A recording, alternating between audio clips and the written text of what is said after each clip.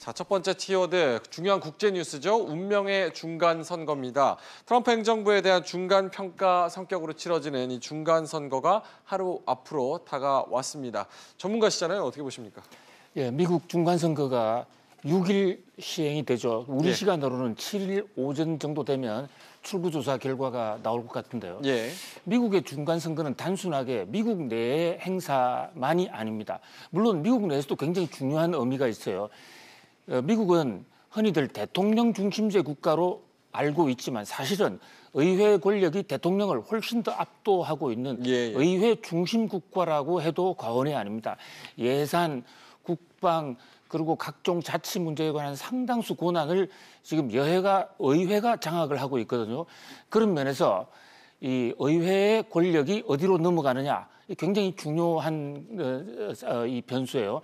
특히 미국은 이제 상하, 양원 두 의회를 두고 있는데요. 하원의 경우에는 435석입니다. 435석이 임기가 2년으로 전원이 교체하기로 되어 있습니다. 그래서 사실 중간 선거가 아니에요. 하원 입장에서는 총선을 하고 하는 거죠. 그다음에 상원의 경우에는 100석 중에서 임기가 6년이니까 3분의 1씩 바꾸고 하는데 이번에 이제 골석이 된 것까지 포함해서 총 35석을 바꿉니다.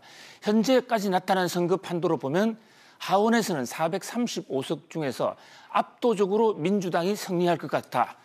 그래서 민주당 승리 확률이 약 85%로 지금 나타나고 있는데 거꾸로 상원에서는 공화당이 승리할 확률이 반대로 더 높다. 이런 사실은 상원의 경우에도 민주당 쪽으로 더 지금 표가 많이 갈 것으로 보입니다. 그런데 공교롭게도 이번 상원 선거에서는 민주당 소속 의원들이 대거 재선이 되기 때문에 많이 당선이 되더라도 아주 압도적으로 이기지 않는 한은 전체적으로 공화당의 상원 의석 분포, 상원의 지배를 넘어설 수 없다 이런 거죠. 그래서 하원은 민주당이 또 상원은 공화당이 분점을 하는 권력 분점의 상황이 생길 것으로 보여요.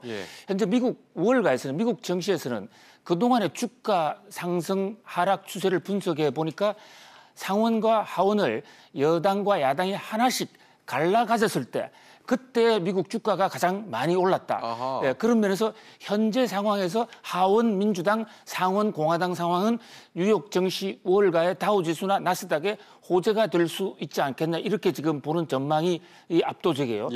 미국 내뿐만 아니라 세계적으로도 좀 큰 문제가 되어 있는 게 이 트럼프 대통령이 중국을 압박하고 있는 이것도 이번 중간 선거를 계기로 하나의 변곡점을 맞지 않겠냐. 실제로 지금 트럼프 대통령은 연일 트위터를 통해서 중국과의 대중 무역 전쟁이 끝나갈 것 같아.